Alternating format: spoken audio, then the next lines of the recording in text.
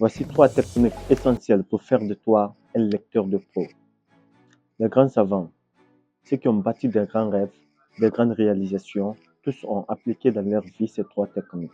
Je veux vous dévoiler ces 3 techniques dans cette vidéo. Je suis Kamara, coach en développement personnel et c'est Domaine Connect. Je suis un créateur de contenu.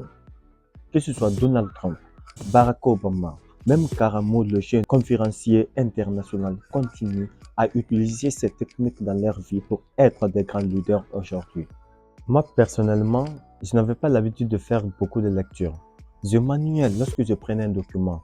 Mais avec ces 3 techniques, ça m'a permis aujourd'hui d'être à l'aise avec la lecture et de faire une lecture de pro. Donc, vraiment parlant, ce sont des choses concrètes. Si vous les mettez en pratique, ça va changer votre vie. Ça va changer votre perception face à la lecture. Mais bien avant qu'on ne rentre en détail, le principe c'est quoi? Si tu n'es pas d'abord abonné à la chaîne, abonnez-vous d'abord et essayez de partager au maximum si toi tu es tombé sur cette vidéo pour que d'autres personnes aussi puissent en profiter. Aussi, activez la cloche de notification pour ne pas rater de nouvelles vidéos qui passent ici. Chaque vendredi, vous avez accès à une vidéo gratuite. Maintenant, les techniques essentielles que les grands lecteurs, les grands bâtisseurs ont utilisées dans leur vie pour avoir le niveau de vie qu'ils ont aujourd'hui. Le premier point, c'est les préliminaires. Bien avant de commencer la lecture, il faut connaître d'abord les préliminaires. Qu'est-ce qui t'appelle ici préliminaire? Ce sont les moments avant la lecture, c'est qu'au pré-lecture. Tu dois préparer un endroit propice pour la lecture. Parce que les endroits qui ont beaucoup de bruit, la lecture ne peut pas s'effectuer là-bas. Soit tu peux partir dans une bibliothèque, un endroit qui est réservé à la lecture, ou t'évader dans la nature, la forêt profonde, essayer de rester là-bas à naviguer avec les arbres, les oiseaux, le bon moment. Trouvez quand même un endroit propice pour la lecture, pour ne pas que tu sois dérangé à tout moment. En faisant votre lecture, vous devez être éloigné de votre smartphone, de votre téléphone. Sinon, avec une petite notification, vous serez dérangé.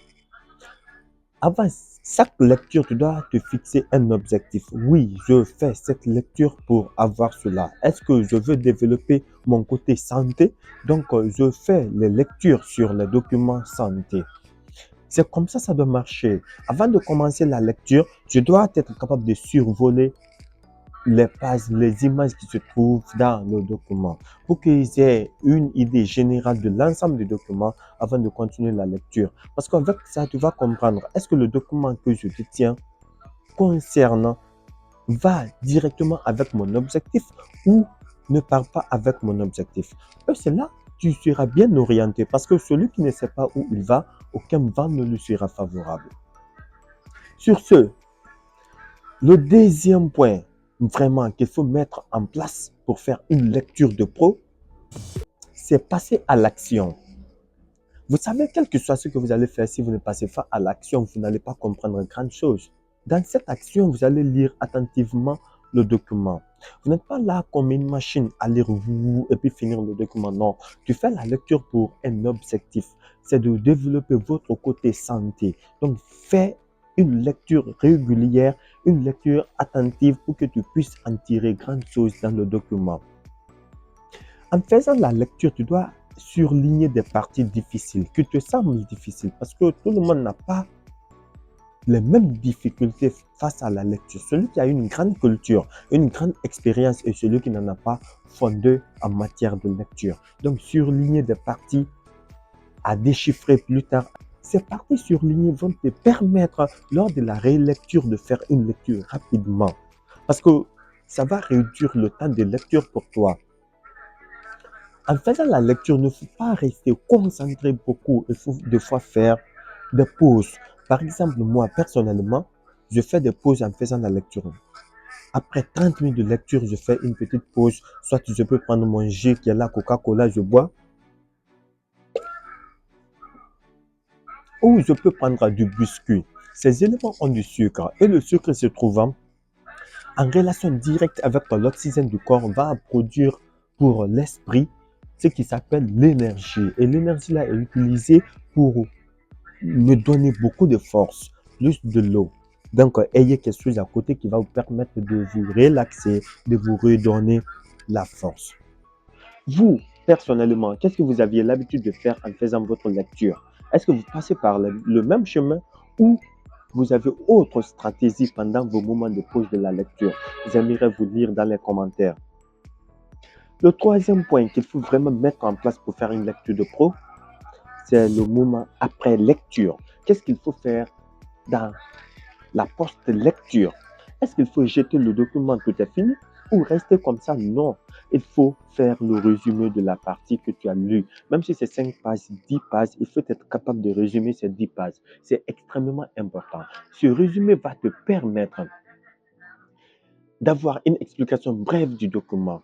Par exemple, il y a des personnes qui n'aiment pas faire la lecture, qui n'ont pas le courage de lire des documents dépassant 100 à 200 pages. Si toi, tu as lu un document de 500 pages, tu as résumé ce document en ta manière, tu seras capable d'expliquer à des personnes qui ne lisent pas. Et c'est là-bas que tu vas t'enrichir. Parce que si quelqu'un a besoin de ce que tu as, il faut qu'il te donne aussi ce que toi aussi tu as besoin. Donc, c'est un échange. C'est là-bas toi aussi tu vas t'enrichir.